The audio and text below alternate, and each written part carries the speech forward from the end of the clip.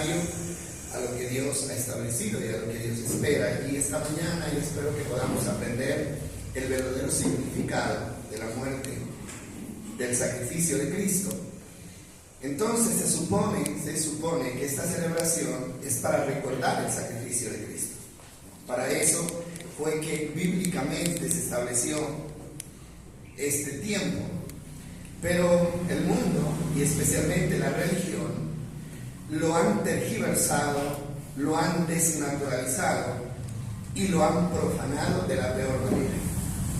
Usted tiene que mirar eso, es que a veces nosotros los creyentes como que vamos por la vida sin percibir lo que realmente está pasando a nuestro alrededor.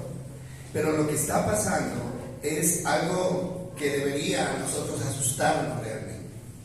O sea, porque, y a veces como que de alguna manera como que nos metemos en el asunto y ni siquiera nos damos cuenta de qué es que estamos participando.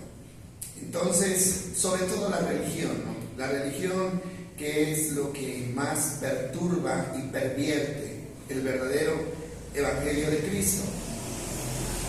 Algo tan valioso, porque para mí es lo más valioso que ha existido en toda la humanidad, como es el sacrificio de Cristo. O sea, ese sacrificio que en el sentido espiritual es tan valioso, se lo han limitado a un fin de semana para descansar y pasear. Eso es para muchos.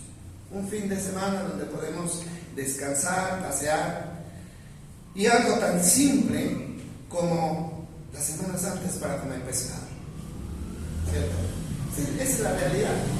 Las Semanas Santas para comer pescado, pura tradición en la cual vamos cayendo poco a poco y no tiene nada de malo que usted coma pescado. Pero si la celebración se limita a una comida, está muy mal. ¿Sí? Esto es mucho más valioso. Ahora, y algo ¿qué es lo peor? Lo peor es que se ha tomado la ocasión para provocar a Dios con el pecado más detestable delante de Dios, que es la idolatría.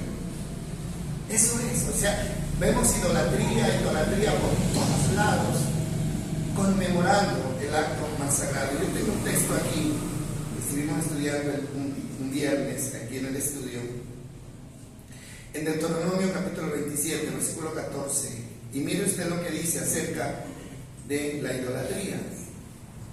Deuteronomio capítulo 27, versículo 14. Miren lo que dice este texto. Aquí está hablando de las maldiciones, no una lista de maldiciones. Y dice que Dios le dijo al pueblo de Israel que cuando al sacerdote le dijo: levanta la voz fuerte, grita. Y en cada maldición la iglesia debe decir amén, o el pueblo debe decir amén. Y miren lo que dice entre varias maldiciones. Dice el versículo 14: entonces los levitas dirán con voz potente a todo el pueblo de Israel: maldito todo aquel que talle o funda un ídolo y lo erija en secreto. Esos ídolos, productos de artesanos, son detestables al Señor. Y todo el pueblo responderá: amén. ¿Eso qué significa? Estoy de acuerdo. ¿Sí? Pero aquí lo que me llama la atención es la palabra maldito. Eso no pasa desapercibido. Mire, todo lo que hace el mundo, ¿no es cierto? Y lo que a veces admiramos, qué lindo, qué hermoso, vamos y también participemos. Eso está trayendo maldición a la tierra, porque aquí lo está declarando, maldito, dice. Y esta es una palabra fea, es una palabra fuerte, pero la gente no se da cuenta, hermano, que todo lo que el mundo está viviendo, lo está viviendo por eso, porque se ha cambiado de tal manera el significado de lo que Cristo hizo, que en vez de complacer al Señor estamos complaciendo al enemigo. El mundo entero está complaciendo al enemigo en ese sentido. Entonces, mis amados, ¿qué pensará Dios? Póngase a pensar un momentito, por favor. ¿Qué pensará Dios cuando ve en lo que se ha convertido el acto más grande, el acto más importante, el acto más sagrado que ha existido en toda la historia de la humanidad? ¿Qué pensará Dios cuando mira a la tierra y ve lo que se ha convertido ese acto? Hoy vamos a tratar de entender el verdadero significado de este acontecimiento, tomando la Biblia, hermano, porque no es lo que diga la religión tal ni la otra, es lo que dice la palabra de Dios. Entonces esta celebración que millones de personas conmemoran cada año, esta celebración no inició con la muerte de Cristo, no inició ahí. La gente cree que esto inició allí con la muerte de Cristo, pero vamos a mirar que esta celebración se inició 1450 años antes de Cristo, ¿sí? Esa es la fecha. Y vamos a mirar en Éxodo capítulo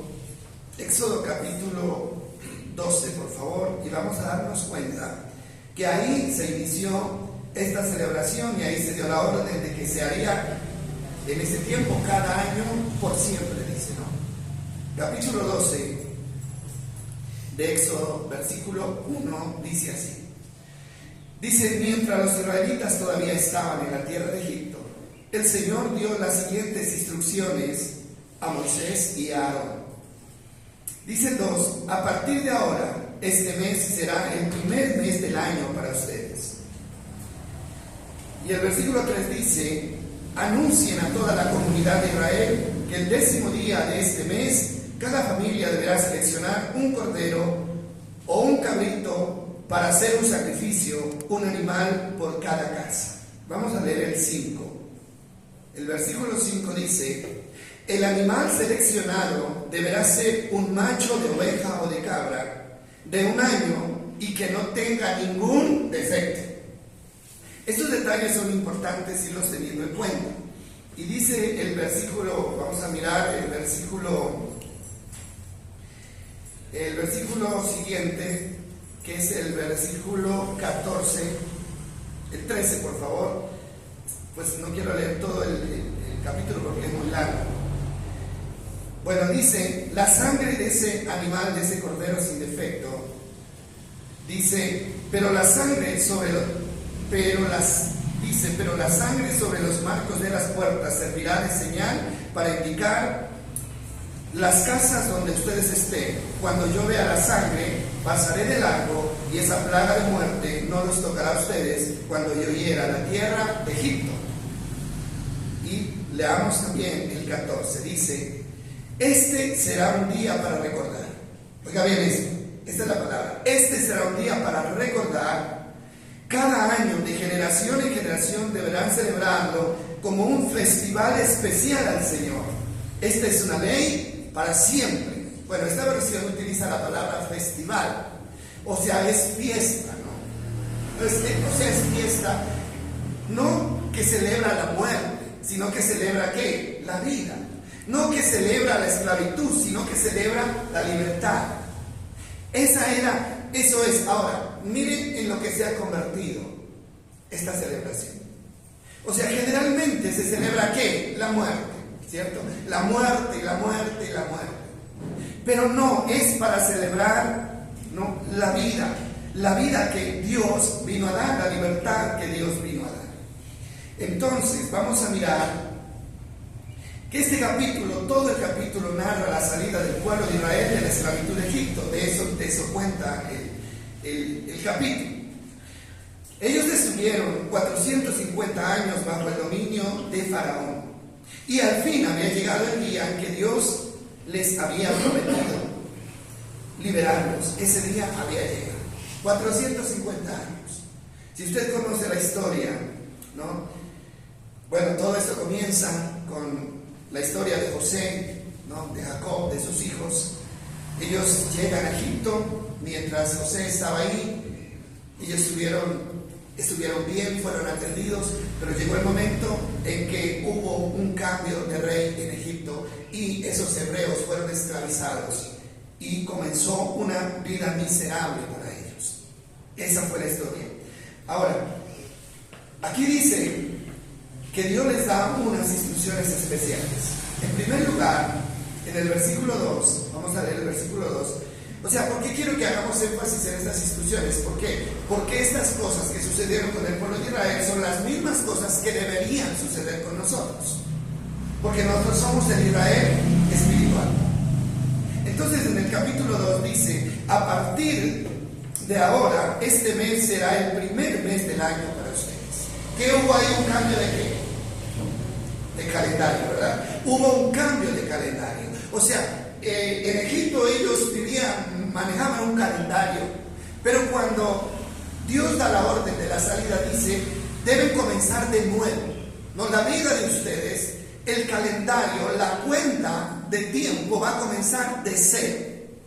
Pero eso tenía un significado también, y el significado era que el cambio para ellos sería total. No solamente era un cambio de calendario, sería un cambio total en su forma de vivir, a quién iban a servir. Porque ellos en Egipto estaban sirviendo a Faraón, pero ahora iban a salir para servir ¿a quién? A Dios. Hasta la forma de comer. Recuerden que ellos en Egipto comían, ¿qué comían? A ver, ¿quién recuerda lo que comían ellos en Egipto? Cebollas. Comían ajos, ¿qué más?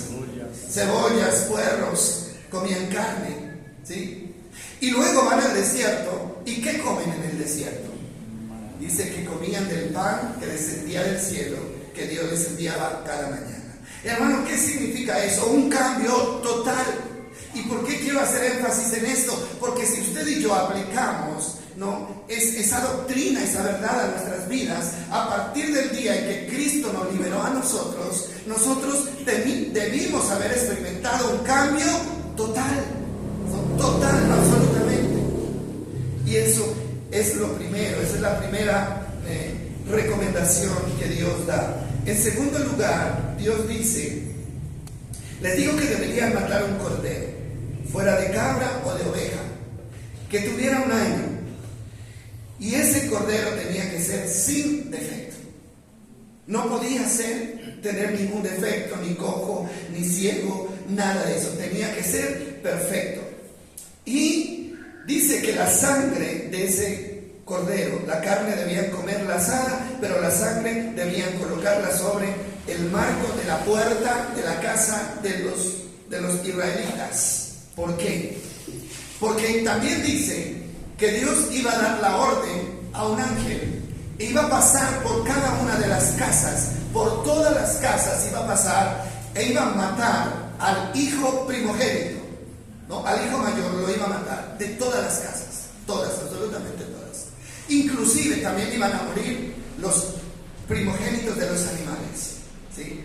Imagínense ustedes eso. Esa fue la última demostración de poder que llevó a Faraón a decirles, váyanse, porque el hijo mayor de Faraón también murió ese día.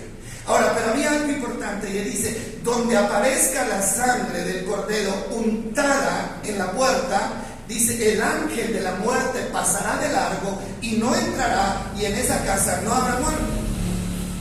Pero si algún israelita, creo yo, se descuidó, de pronto debieron haber habido. Algún israelita se descuidó, no tomó en serio la orden, hermano, también fue castigado. Porque eso va a pasar. Eso siempre pasa. Las órdenes, hermano, de Dios, no todos las toman en cuenta. Para algunos la orden de Dios es importante, para otros la orden de Dios siempre se deja de lado. Hermano, pero usted no sabe el riesgo al que nos sometemos cuando dejamos las órdenes de Dios a un lado. Cualquier orden se puede ignorar. Cualquier orden se puede ignorar, pero no la orden que Dios da. Porque eso representa, en ese caso representaba la muerte, la tragedia, el dolor. Hoy en día es lo mismo con la iglesia. Dios da órdenes claras, Dios tiene mandamientos claros. Cuando salimos de Egipto y estamos a punto de salir de este mundo de corrupción, y Dios tiene ordenanzas claras. Pero ¿cuántos estamos teniendo en cuenta cada una de esas ordenanzas? De prepararnos, ¿no? De hacer las cosas como las tenemos que hacer. Entonces, eso era muy importante. Esa noche, para el pueblo de Israel, fue una noche de bendición. Pero para el mundo, para el resto del mundo, fue la noche más amarga y más trágica que se puede imaginar. Lo mismo que sucederá cuando el Señor venga por nosotros. Para el cristiano, hermano, que esté listo y se vaya con el Señor, será el día o la noche más grandiosa de su vida. pero para el que se quede será el día o será la noche más amarga de toda su existencia. Hermano, todo depende de cuánto le estamos haciendo caso a la orden que Dios nos da. Entonces, vamos a mirar. En tercer lugar, dice que esta celebración se tendría que hacer cada año, por siempre. La palabra por siempre, ¿qué significa? Por siempre, todo el tiempo. Ahora, hoy tenemos la Santa Cena aquí. Y es esa misma celebración que se dio allá. Ahora, cuando Jesús nació en 1450, a esta fecha, ¿cuántos años hace de que esa orden se dio? 1450 más 2025 años, ¿cuántos da? A ver, una persona que haga la cuenta rápida. 3.425 años de esa orden y todavía la tenemos que hacer. Hermano, pero no es hacerlo por hacer.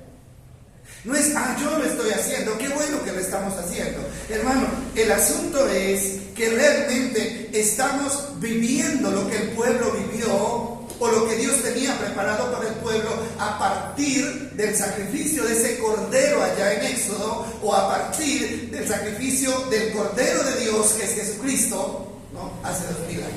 Es vivir. Y más adelante usted tendrá que hacerse una pregunta y responder esa pregunta con sinceridad. Entonces, mis amados, esta celebración, así como Dios la mandó cada año, ellos se reunían por familias, mataban un cabrito o un cordero por familias y comían, ¿no? Era una celebración. Era bonito, dice el comentario. ¿Por qué? Porque en esa reunión familiar donde comían la carne asada, los padres tenían que contarles a sus hijos cómo habían sido liberados de la esclavitud de Egipto. Para eso era la reunión. Más adelante ya no se celebraba cada mes, porque primero era cada año la familia. Más adelante dice que se celebraba en Jerusalén. ¿Recuerdan ustedes? Cada año se celebraba la fiesta de la Pascua en Jerusalén. Pero eso se fue deteriorando poco a poco. Entonces, hermano, era para eso. Y esto que nosotros celebramos, que es la Santa Cena, tiene un propósito. Y es recordar y mantener viva en nuestra memoria, hermano, lo que Cristo hizo por nosotros al venir y morir y entregarse. Eso no se puede olvidar. Porque el día que usted olvide lo que Cristo hizo por usted, pues usted comienza a olvidarse de lo que tiene que hacer por Él. Ese es el problema. ¿Sí?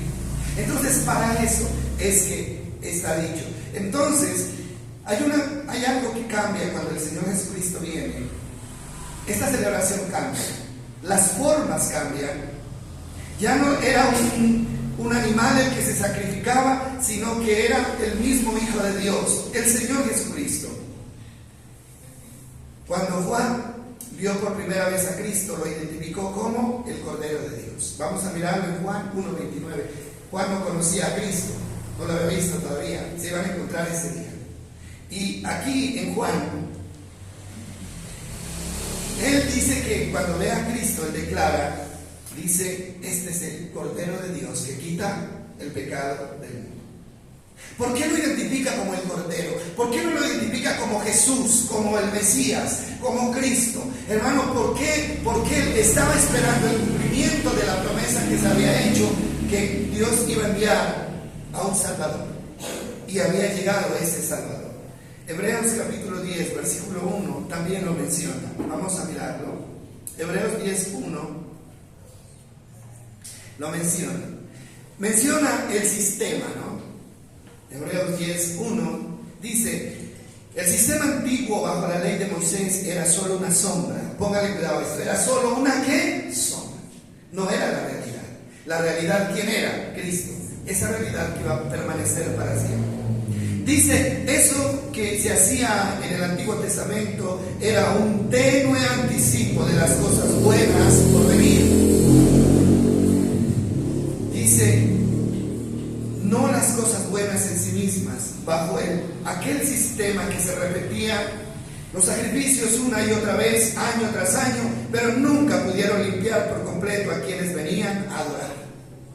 Dice el 2, si los sacrificios hubieran podido limpiar por completo, entonces habrían dejado de ofrecérselos. Dice, porque los adoradores se habrían purificado una sola vez y para siempre, y habrían desaparecido los sentimientos de culpa. Pero miren, vamos a leer el versículo 10. Dice, pero la voluntad de Dios fue que el sacrificio del cuerpo de Jesucristo nos hiciera santos una vez y para siempre. Mire, yo no sé si nosotros podemos entender esto, pero deberíamos tratar de entenderlo, porque esto es definitivo para nuestra fe. Cristo, dice, se sacrificó, Dios sacrificó el cuerpo de Cristo para que nos hiciera santos una vez y para siempre. Por eso ya no hay necesidad de sacrificar un cordero cada año. Ya no hay necesidad de hacer todos estos rituales, ni todas estas cosas que el mundo hace cada año. La obra se hizo una vez y hoy tenemos que estar viviendo el efecto de esa obra en la vida de cada uno de nosotros. ¿Para qué lo recordamos? No lo recordamos, hermano, simplemente para hacer de este recuerdo un acto de idolatría. Lo recordamos, hermano, porque es necesario que nosotros vivamos agradecidos con nuestro Dios por lo que Él ha hecho por nosotros. Hermano, ¿qué podrá usted incentivar más su fe, su gratitud, su ánimo, que recordar que Cristo dio su vida por usted? Que tener claro, hermano, que si Él no hubiera hecho eso, nosotros estaríamos bajo maldición y bajo condenación sin remedio. Entonces lo que el Señor dice, recuerden de dónde salieron. Recuerden, para que sean agradecidos y vivan sirviendo a Dios sin temor, sin pereza, sin desánimo. Eso es lo que el Señor nos está diciendo. Ahora, vamos a mirar que el acto de sacrificio de Cristo tenía la misma función que en el pueblo de Israel. Lucas 1:67 lo declara. Es lo mismo, mis amados. Y esto es lo que nosotros necesitamos entender para comenzar a vivir una vida libre, totalmente libre. 1:67 de Lucas. Está hablando de Zacarías, cuando Zacarías, el padre de Juan el Bautista, que era un poco mayor que Jesús, hizo una profecía y dice, entonces su padre Zacarías se llenó del Espíritu Santo y dio la siguiente profecía. Es una profecía, ¿no? Esto hay que tenerlo claro, algo que se iba a cumplir. Dice, alaben al Señor, el Dios de Israel, porque ha visitado y ha redimido a su pueblo. Nos envió un poderoso Salvador del linaje real de su siervo David. Versículo 70 dice, como lo prometió mediante sus santos profetas hace mucho tiempo. 71. Ahora, oiga bien esto, este es el texto que necesitamos entender. Ahora seremos rescatados de nuestros enemigos y de todos los que nos odian. 72 dice, Él ha sido misericordioso con nuestros antepasados al recordar su pacto sagrado. El pacto que prometió mediante un juramento a nuestro antepasado Abraham. Y el 74 dice, Él lo daba por hecho, hemos sido rescatados de nuestros enemigos para poder servir a Dios sin temor,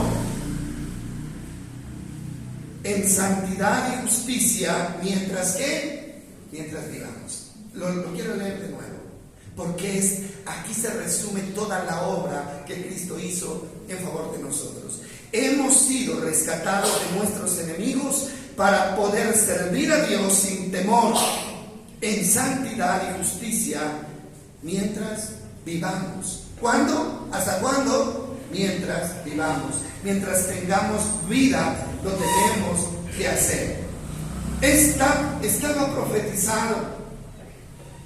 Cristo iba a venir y nos iba a librar de nuestros enemigos. Hermano, aquí ya no son enemigos humanos como era para el pueblo de Israel. Los enemigos eran Faraón, que representaba a Satanás, claro, y todos los que pertenecían a ese país. Pero para nosotros hoy no son seres humanos nuestros enemigos, sino que son enemigos espirituales.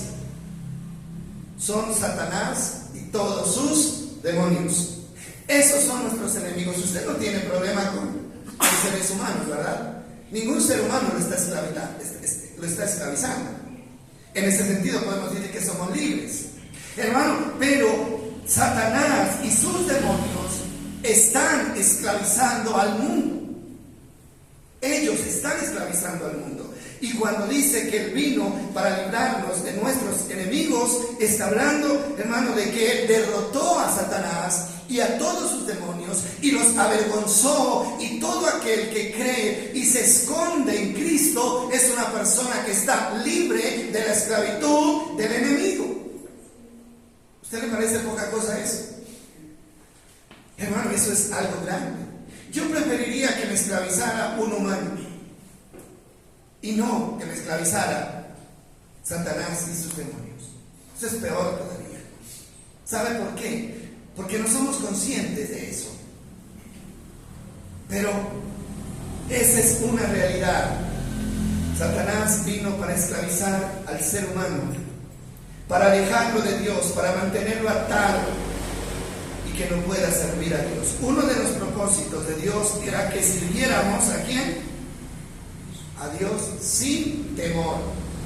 Que sirviéramos a Dios sin temor.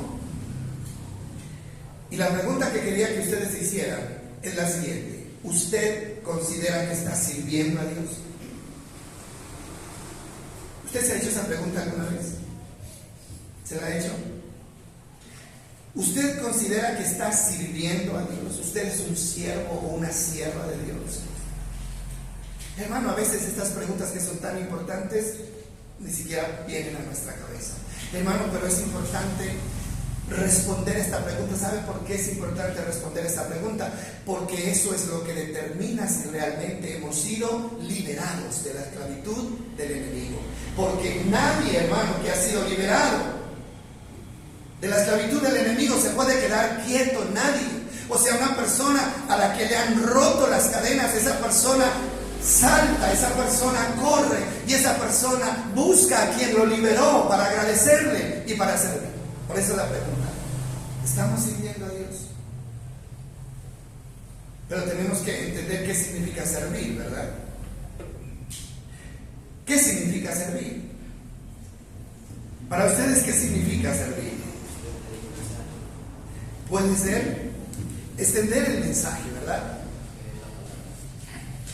Eso es parte, servir a Dios, hermano. Pero hay una gran realidad, y la realidad, hermano, es que no hay servicio a Dios, no hay. Porque las personas creemos que servir a Dios es venir a la iglesia, ¿no?, cada 8 días. Eso es parte, pero es una parte tan pequeñita, hermano. Pero Dios tiene tantas cosas establecidas para nosotros. Miren lo que tenía Dios preparado para el pueblo de Israel cuando lo sacó de Egipto, ¿sí? Tenía muchas cosas preparadas. Es más, Dios quería que ellos fueran el pueblo modelo, que influenciaran al resto de la humanidad para que se volvieran de sus malos caminos, para que se volvieran de sus ídolos y sirvieran a Dios. Por eso Dios le dijo al pueblo de Israel: ustedes serán mi especial tesoro sobre la tierra.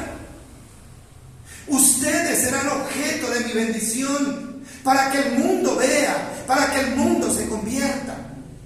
Hermano, eso es servir a Dios, es ponerse en las manos de Dios y decirle: Señor, aquí estoy para lo que tú quieras, porque me sacaste de la esclavitud, porque me liberaste de una muerte segura que me esperaba. Servir a Dios, servir a Dios. Ustedes ya no van a servir más a los egipcios. ¿Qué hacían ellos con los egipcios?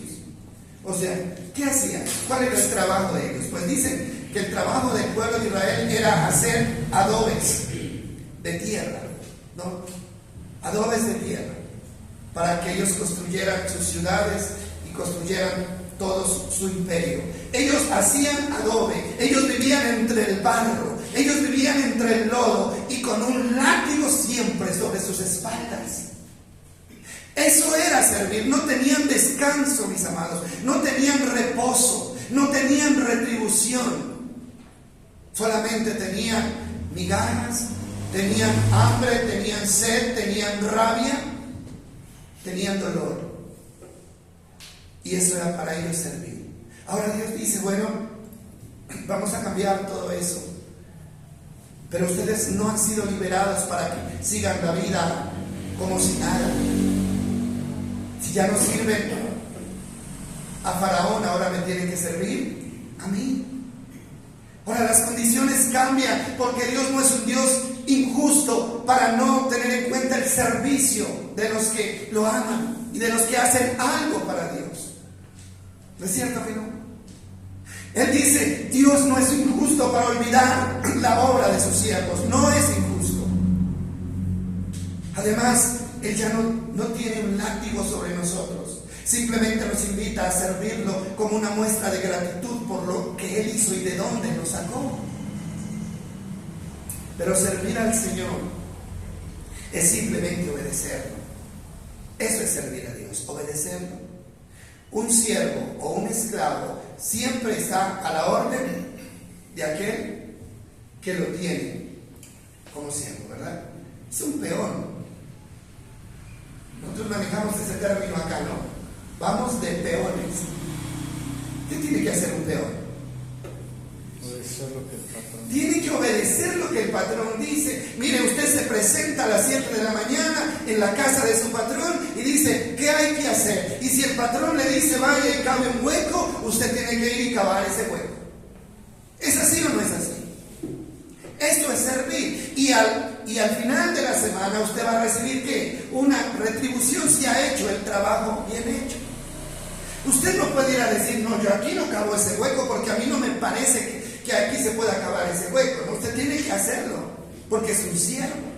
Y lo mismo somos nosotros con Dios, hermano. Tenemos que tener clara cuál es la orden de Dios, y así a usted no le parezca, así a usted no le guste, hermano, tiene que obedecer a Dios porque usted fue liberado de la esclavitud para servir a ¿quién? A Dios.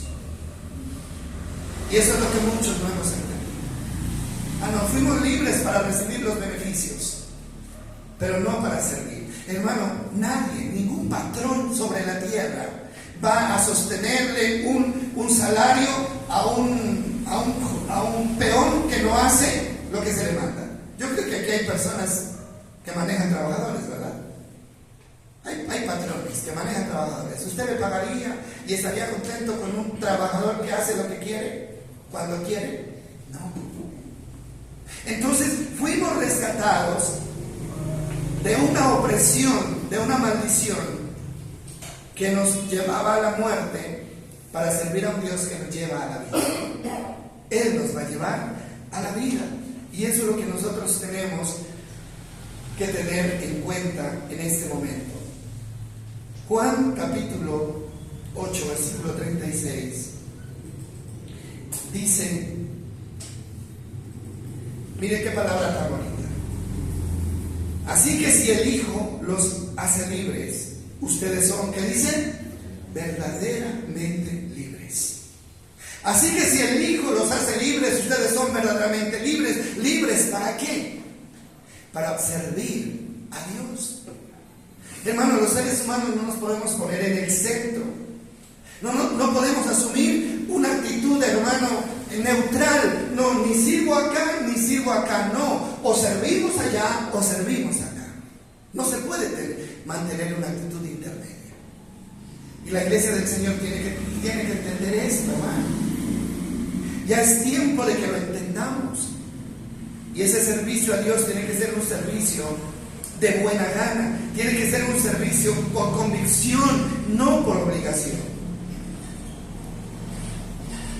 Entonces, mis amados, todo esto se dio a partir de la salida, y también se dará para el que cree en Cristo a partir del día en que lo reciba como el Señor y Salvador. Hubo un cambio de calendario cuando Cristo vino, ¿verdad? También. A partir de que Cristo vino, la cuenta del calendario comienza de cero. ¿Sí sabían ustedes eso, verdad? Cristo parte la historia en dos y desde ese momento entonces comenzamos con el 1, el 2, el 3, hasta la cuenta que hoy llevamos. Entonces se están dando las mismas cosas. La liberación de la esclavitud bajo el dominio de Satanás, hermano, también tiene que ser una realidad en nuestras vidas. Tiene que ser. Y la sangre de Cristo puesta sobre nuestras vidas como un limpiador nos puede librar de la muerte eterna.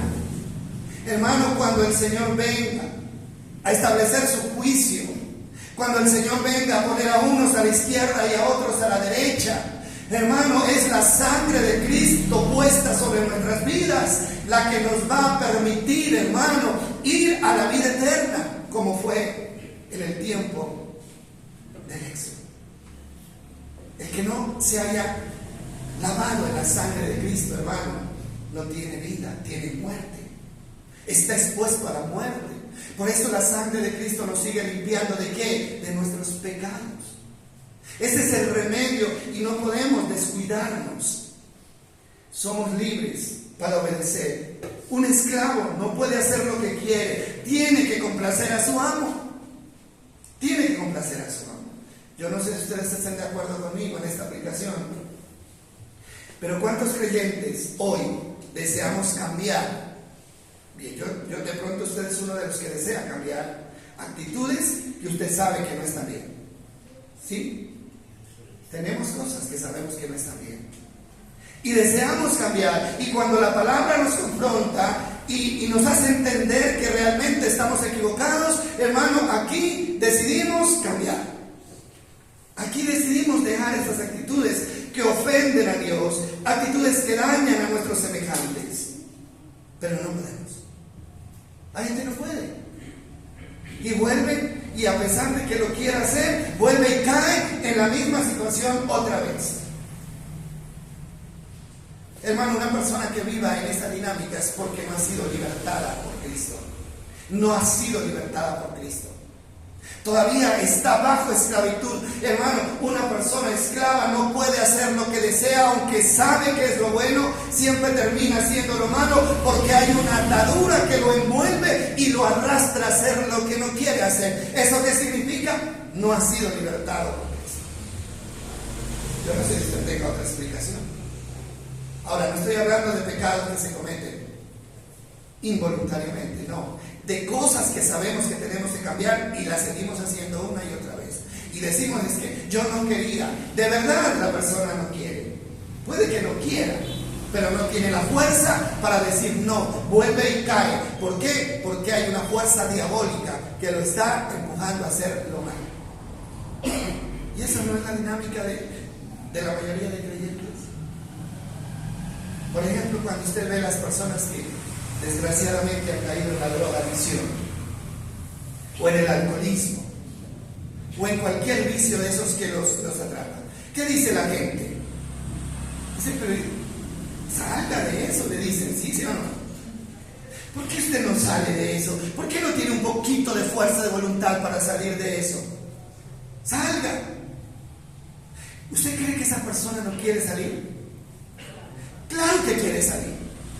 ¿Usted cree que esa persona no se da cuenta del daño que se está haciendo? Claro que se da cuenta. Hermano, cuando esa persona se mira en el espejo y ve un cadáver reflejado allí, porque así terminan las personas, ¿usted cree que esa persona quiere ser así? No quiere ser así, pero ¿sabe por qué sigue ahí? Porque hay una atadura que lo arrastra. Hay una atadura que lo arrastra. Hermano, pero a veces nosotros, así que pena los drogadictos, ¿no es cierto? Que no pueden salir. Qué pena los alcohólicos que no pueden salir. Hermano, pero en nosotros todavía hay ataduras. Porque el aborrecer a otro, el guardar resentimiento en el corazón para alguien, eso es una atadura, ¿sí o no? Es una atadura. Si usted no puede hablar a alguien, si no puede abrazar a alguien, hermano, es una atadura. Es una atadura. ¿Por qué? Porque nosotros fuimos libres. ¿Para qué? Para amarnos los unos a los otros. Para servirnos los unos a los otros. Gálatas capítulo 5, versículo 13. Mire lo que dice. Por eso tenemos que tener cuidado de lo que hay en nuestro corazón. Ah, sí, soy libre, ¿no? Soy libre. Y la gente, espera un momentico. antes de mirar, ¿sabe qué cree la gente que es ser libre aquí, ahora en el mundo evangélico? La gente cree que ser libre es llegar a la iglesia y armar un desorden, ¿no? Eso lo llaman libertad. Soy libre porque puedo saltar y casi llego al techo de cada salto que doy. Y doy vueltas y remolineo. ¿No? Soy libre. Hermano, no. Eso lo puede hacer cualquiera. Eso lo hacen en las discotecas también. En las discotecas también remolinean y gritan y saltan y lloran, hermano, y caen al piso también. Ser libre, hermano, es haber roto con las ataduras del pecado. Eso es ser libre, porque vino Cristo. Cristo no vino, hermano, a libertarnos para que gritemos. No, Cristo vino a libertarnos para que cambiemos de vida. Ahora, si una persona quiere danzar, si una persona que lo haga, ¿sí? David lo hizo en algún momento de su vida, hermano, pero que no limite la libertad de Cristo a ese acto. Que salten, que griten, que remolineen, pero que también, hermano, obedezcan la palabra del Señor. Eso es a lo que Dios nos ha llamado. Y yo sé que esto no nos cae bien, hermano, de verdad que no nos cae bien. Pero yo el domingo les decía que hay algo que Dios ha puesto en mi corazón y prácticamente me está reventando por dentro, hermano. Y es estar entre la espada y la pared. Decir lo que se tiene que decir, como se tiene que decir, o seguir callando. Hermano, pero yo hasta ahora estoy en esa lucha y esto se tiene que decir. La vida cristiana, hermano, no es como la estamos viviendo. No es como la estamos viviendo, hermano. No es como la estamos viviendo. No es así. Exige más. Hermano, y yo no quiero culpar a nadie. De pronto fuimos mal enseñados. De pronto fuimos mal formados. Sí, vayan cuando pueda a la iglesia, haga lo que pueda. No es lo que pueda, es lo que Dios dice que tenemos que hacer en su palabra. Es lo que Dios dice que tenemos que hacer. Y alguien tiene que abrirnos los ojos, ¿sí o no, mis amados? Yo no sé si yo les leía a ustedes algo que Dios me dio el domingo pasado. Sí, yo se lo leí, pero se los voy a volver a leer. Creo que está no me acuerdo el texto exactamente, Ezequiel creo que fue. Vamos a ver si es Ezequiel. Bueno, no tengo el texto acá, pero ese texto es una confrontación, porque Dios llama a este profeta y le dice: tú tienes que comerte este libro, le dice, ¿no? Le pasa un libro escrito, un rollo escrito por delante y por detrás, cómetelo. Y tienes que hablarle a mi pueblo lo que está escrito. Pero le dice: te vas a exponer a escorpiones y te vas a exponer a gente que va a ser como ortiga y zarzas para ti. ¿Sí? Dice: pero no les tengas miedo, aunque frunzan su rostro, no les tengas miedo. Y hay una cosa que dice: porque son pueblo que rebelde. Son pueblo rebelde. Y luego dice: pero tú no seas rebelde como ese pueblo. Entonces, mis amados, en estos últimos tiempos necesitamos a alguien que nos abra los ojos. Eso es todo lo que yo puedo hacer, no puedo hacer nada más. Y cada uno tiene que tomar su decisión, porque el tiempo que tenemos no es demasiado. El tiempo no es demasiado. Y yo creo, hermano, que Dios nos está hablando a nuestros corazones, ¿sí? Porque Él lo va a hacer. Y Él sabe lo que usted está haciendo mal y sé lo que yo estoy haciendo mal. Usted y yo sabemos si estamos luchando en contra de Dios con nuestros conceptos. No es que eso es así, pero a mí me parece. Hermano, usted lo sabe. Usted lo sabe. Pero de verdad, hermano, es tiempo de hacer las cosas bien. Yo no le digo que seamos perfectos de la noche a la mañana, pero lo que usted sabe que tiene que cambiar, tenemos que cambiarlo ahora, porque va a llegar el momento en que no vamos a tener oportunidad. No va a haber oportunidad. Hermano, yo sé que yo ya veo personas ahí como mirándome mal, como con mala voluntad. Yo los noto así, ¿sí? Inclusive hay personas que ya ni han vuelto a la iglesia, ya no volvieron a la iglesia. ¿Y yo qué hago? Voy, los busco, los traigo, les digo, no se preocupen, vamos a seguir con los pañitos de agua tibia, pero una voz por acá adentro me dice no. Hay que seguir haciendo lo que se tiene que hacer. ¿Por qué? Porque la gente tiene que ser consciente de lo que le espera. Si hay cosas que tenemos que arreglar, arreglémoslas ya. No podemos esperar más. Lo que sea, mis amados, tenemos que arreglarlo ya. Y lo que usted sabe que tiene que hacerlo ya. Eso no es cuestión de darle más largas, tenemos que hacerlo ya. Entonces el servicio a Dios, mis amados, Gálatas 5:13. Mire, hay una forma, además de, bueno, sí, esta es la forma, no hay otra manera. Gálatas 5:13.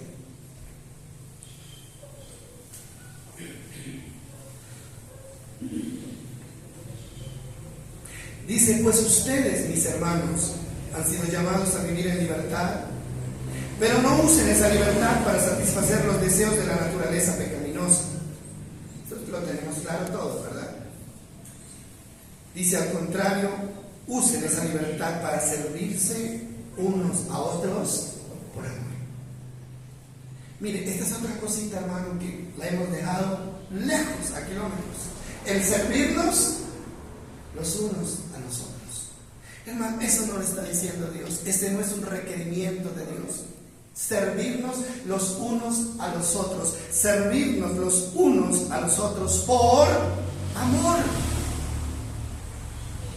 ¿Cuándo vamos a entender, hermano, que la Biblia dice que el que no ama no ha conocido a Dios y permanece en muerte? ¿Y cómo yo voy a mostrar el amor hacia los demás? Pues sirviéndolos los unos a los otros. Cuando alguien pida un favor, si usted lo puede hacer, hágalo, hermano. Eso es servirse los unos a los otros, ¿sí o no? Sin disculpas. Hermano, y menos dañarnos los unos a los otros, menos quitarnos, ¿no? En vez de quitar, tenemos que dar, ayudar. En vez de ser carga sobre otro, tenemos que ayudar a llevar la carga de los demás. Eso es servir a Dios. Para eso fuimos libres. Esa es la única manera en que podemos decir que estamos sirviendo a Dios. Los ministerios, hermano. Los ministerios. Necesitamos gente que contribuya, que colabore en la iglesia, que extienda el reino de Dios, pero no hay gente comprometida. No hay. Pero ahí dice, para que sin temor le sirvamos a Dios. Hermano, colabórenme aquí. No, a mí me da miedo. Yo no soy capaz. Que lo haga la otra persona. Siempre estamos disculpándonos y luego decimos que estamos sirviendo a Dios. ¿Cómo le estamos sirviendo a Dios? ¿De qué manera le estamos sirviendo a Dios? ¿Sí? ¿De qué manera? Una de las quejas de Dios para los sacerdotes en Malaquías dice, es que no hay nadie que abra la puerta del templo de balde. No hay nadie que lleve la leña, dice, para el altar de balde. Todos están pidiendo ¿qué? Recompensa.